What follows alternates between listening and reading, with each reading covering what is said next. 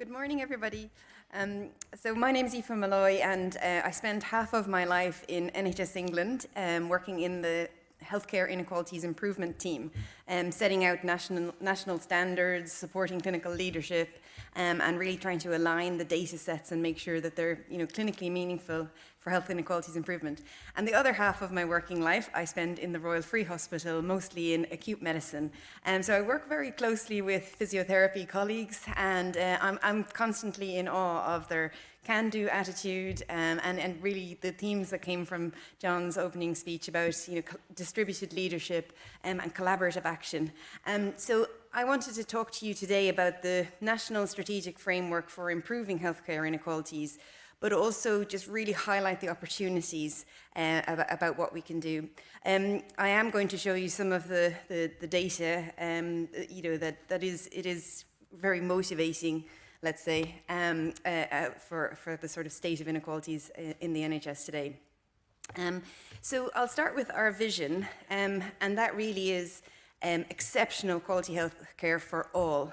And the emphasis is on all people, so people really at the fringes of society. And what we really want to do is make sure that access is really equitable for healthcare in the NHS in 2024. But it's not just the access that's really important, it's actually the experience of care. We know from a lot of data in the States, for example, that experiencing microaggressions and stigma and being dismissed actually really impacts your future health-seeking behavior. But not only that, it impacts your family and friends. And now we understand it actually shaves years off your life. So experiencing microaggressions, stigma, being dismissed actually increases your blood pressure, increases your cardiovascular risk factors. It actually damages your genome, and you pass this inherited genetic stress onto your children. So this idea that the healthcare system is fair, easy to access, and a nurturing, healing experience is actually really important in terms of health outcomes. And so tackling access and experience is really how we're going to change the outcomes and narrow the gap on healthcare inequalities. We really have a lot of data on healthcare inequalities now in 2024. And I just wanted to sort of highlight a few of the areas, especially around MSK and years of life lost. We know that there's a 20-year difference in healthy life expectancy through self-reported surveys, and up to a 10-year difference in life expectancy between the most and least deprived communities in England today. And it's not just the life and loss and the cost to our society on a very human level. This has huge economic impacts on our society and on our healthcare system. These estimates are actually from 2010, so they are done by the University of York, and they have estimated that the increased treatment costs are around £4.8 billion. And this is nothing compared to the productivity losses of people living with inequalities and the ill impacts on their health. What we're seeing is that people in communities with deprivation are actually living shorter lives, and these shorter lives are more unhealthy and with a reduced quality of life. So there's a moral imperative to act, and there's an economic imperative to act. And the more we look at the data, the more we're seeing that there's an impact of healthcare inequalities across all our healthcare systems. We've recently been examining the overlay between health inequalities and patient safety incidents. And what we're finding is that almost every single patient safety incident that's happening in our hospitals and our communities today is actually interwoven with healthcare inequalities challenges. So we have people experiencing communication barriers, we have people experiencing diagnostic overshadowing, where every symptom they report or their family report is attributed to their underlying learning disability. We have problems with people being supported to self-manage. We have problems with people having proper access to care. I'm really delighted to read this report on what we can actually do in terms of tackling inequalities. And the next session is with Sue Brown and colleagues is absolutely going to be excellent. And I just wanted to sort of flag this up as a real sort of seizing the moment, running with the opportunity, really trying to tackle the problems that we're facing. This is the Core 20+5 framework, so it's the National Strategic Framework for Tackling Healthcare Inequalities in England today. And I just wanted to take you through the components of it. So Core 20 is the 20% most deprived, and that's defined at a national level by the Index of Multiple Deprivation. You'll probably understand that the Index of Multiple Deprivation is based on multiple domains, including housing, education, crime, employment. And these are completely outside of our influence in the NHS. But what we wanted to just emphasize is that we have a role as advocates, but there's a lot of work to be done within the NHS to even out inequalities and to address equity challenges. Our plus groups are the people who are, despite everybody's best efforts, often missing from the data. So these include inclusion health groups, people living with learning disability, minority ethnic communities, and inclusion health groups. You'll see there's 5 key clinical areas across the bottom of this slide, and these are based on where inequalities are the widest, where the gap is the widest.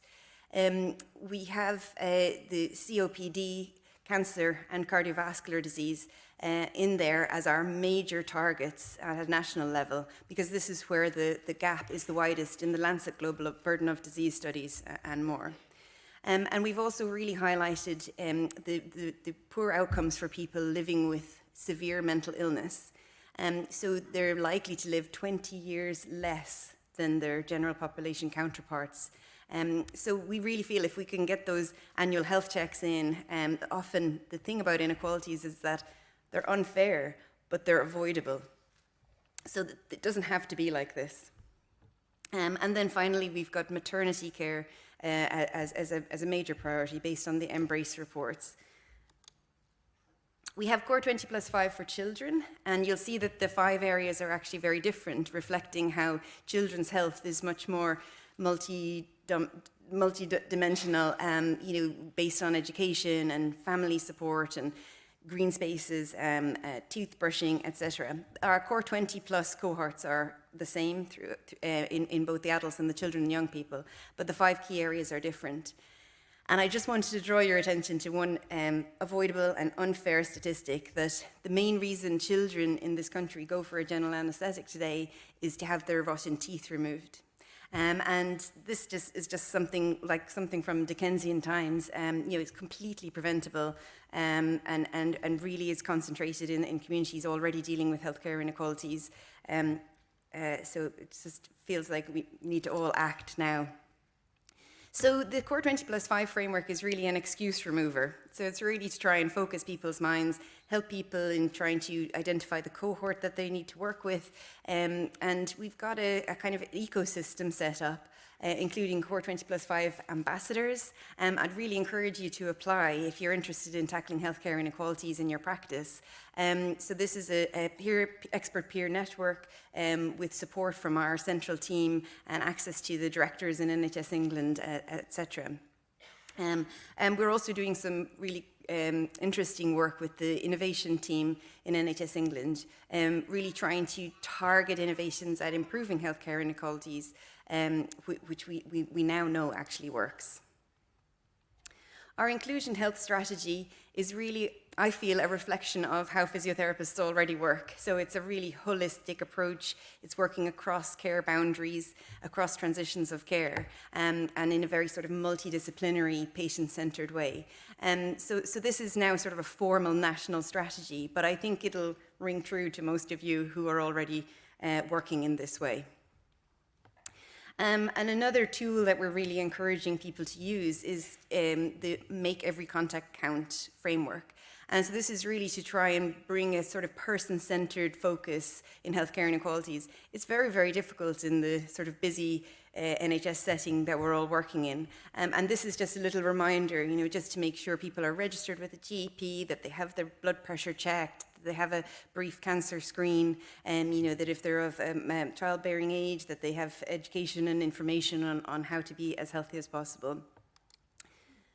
And I just wanted to sort of highlight that a lot of this is actually about, trust and understanding messaging and, really kind of building that closeness and that relationship between patients and the NHS.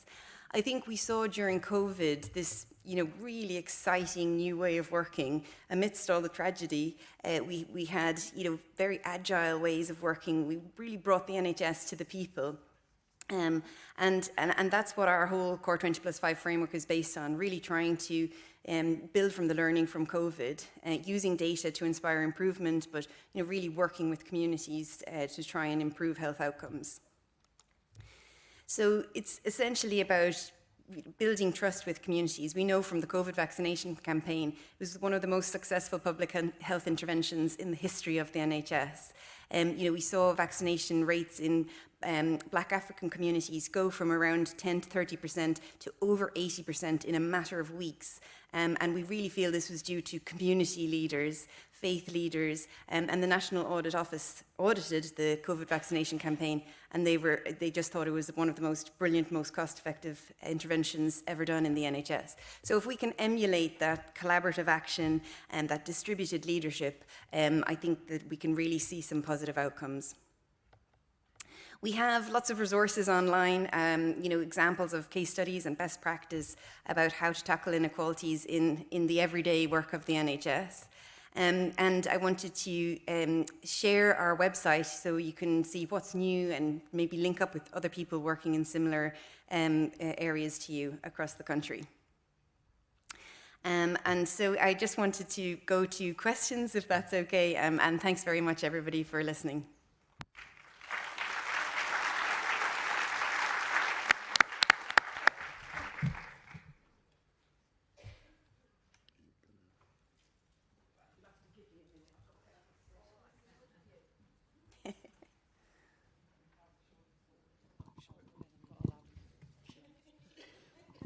Hello. Oh, yeah. Hi. Hello, I'm Paula Manning. I'm a physical activity clinical champion, and I work in mental health services as well. And one of the biggest things that I use in health inequalities is physical activity. And I was a bit surprised that although you got smoking up on your Core 20+5, physical activity wasn't there. And the evidence is really strong. Can you comment? Yes, thank you very much. So I first of all absolutely agree with you. I guess it's to emphasize that the Core 20+5 framework is sort of trying to focus our approaches on healthcare inequalities, and it's a progressive improvement. So we're hoping that with improvements that we're seeing in, for example, cardiovascular disease, that we'll be able to swap out conditions and put in other interventions, for example, diabetes, obesity, physical activity.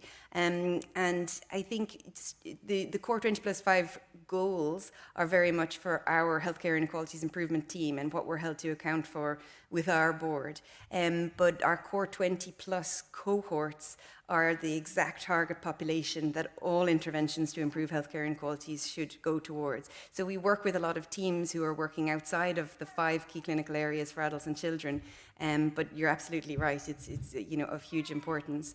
I think I just wanted to emphasize that sometimes healthcare inequalities improvement can feel overwhelming and it's extremely pervasive. So what we're really trying to do is really get some tangible action, but we're really keen to support all people who are working in healthcare inequalities through our ambassador programs and connectors. Thank you. Thanks, Aoife. I'm Esther Clift. I'm a consultant practitioner in acute frailty, so working with older people. So the whole life course is what influences how people are aging. And I just want to challenge you a little bit. I think adding on the previous speaker's comment about exercise, I think the reason that some of the therapy interventions or some of the things that you graciously said at the beginning of your talk as therapists we're really good at gets missed off is because we don't have a voice at the top of the office. So I don't think there's anyone at the moment who would be advocating for that exercise intervention at the very top of NHS England. And I just wonder if you have any thoughts about how we can make sure that our voice is heard, because we're all with you. This is our bread and butter for all of us, whatever area we work in. And yet often we feel marginalised and unable to contribute as actively as we could.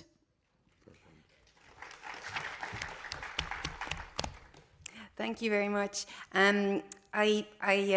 I think actually Andy Bennett, who was the National Clinical Director for MSK, was really an excellent advocate, and we worked very closely with him on the chronic pain ICS framework and also on the findings from the Versus Arthritis reports. But now he's kind of moved into GIRF, so Get It Right First Time. I think he's working hard on trying to build in exactly what you said into sort of the standard regulatory framework of the NHS. But I agree, we need more advocates for AHPs and physiotherapists at NHS England. I really liked the AHPs into action sort of work that was done, really kind of expanding the role of allied health professionals. But I would really welcome you to get in touch, and we can see, can we give you a platform in our healthcare inequalities improvement team? Because we're constantly expanding our areas of work. So thank you for your comment.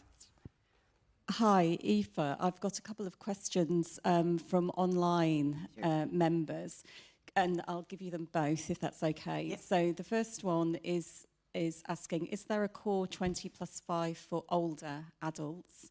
And the second question is, are there funding opportunities available across the NHS for individual projects to support this agenda? Thank you.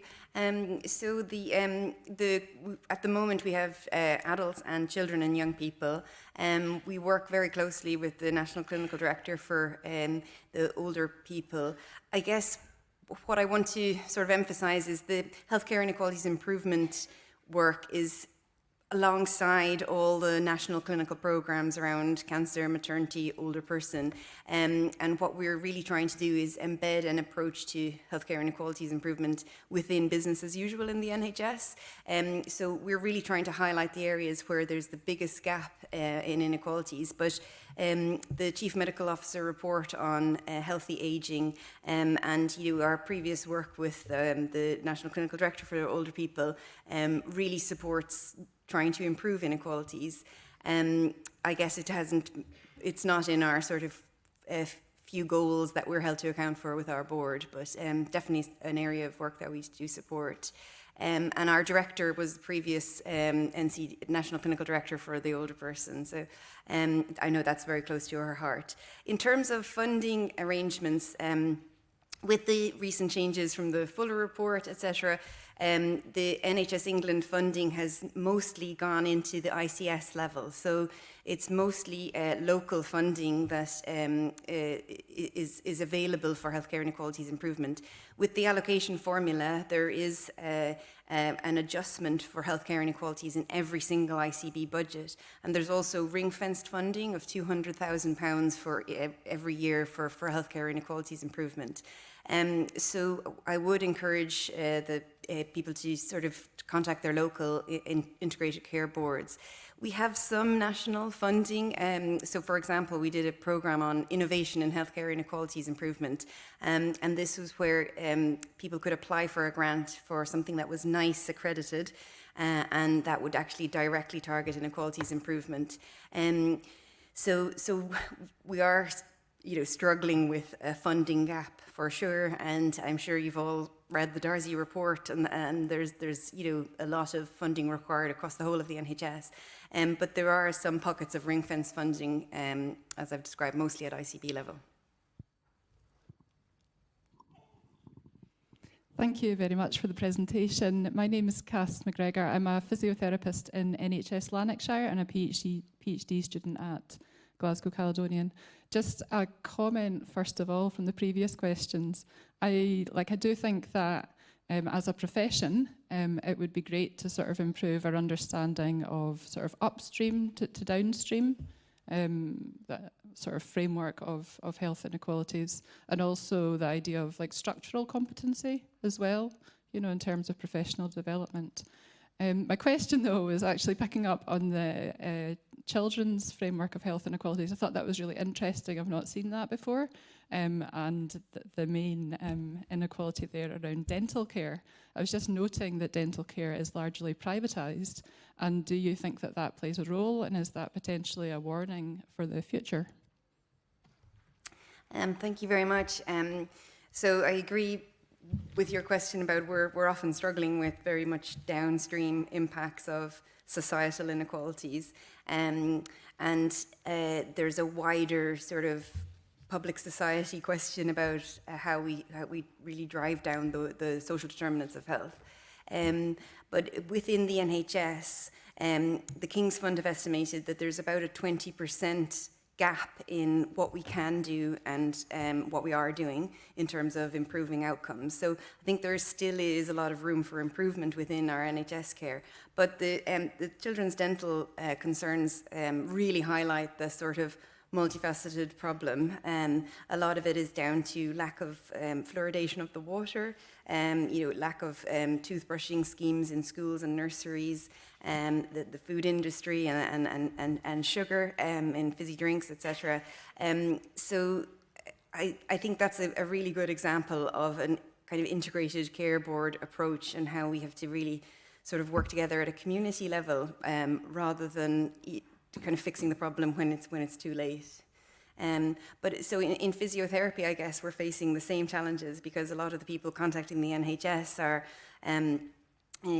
as we've seen from the recent report from Versus Arthritis, there's millions of people out of work because of MSK illnesses and many more within work and who are actually sick. So sort of the Health Foundation have done a recent report on inequalities by 2040 and it's estimated that 1.5 million people will be living with chronic pain. So probably the answer isn't in the NHS, it's in public health and it's in employers and occupational health and physical activity and tackling obesity.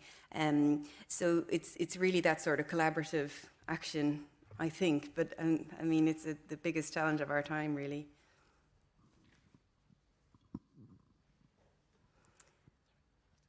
Hi, Aoife. Hi, my name is Mary Turl-Place. I'm a physio that works in an engagement role in a hospice in West Yorkshire. And it was just really a shout out to the charity sector. There's been a lot of references to the NHS with this, but hospices, there's a lot of stigma around what we support and who we support, but actually we support people from the point of diagnosis with lots of the conditions you've been referencing. And being charities, we have so much permission to innovate without having to jump through half of the hoops of my NHS colleagues, and we have access to pots of funding. So it was just to say, I suppose, we're here, we're not just about end-of-life care, we're here to support people to live well and make every contact count as well. So don't forget about your local hospice, because we're not just about end-of-life care.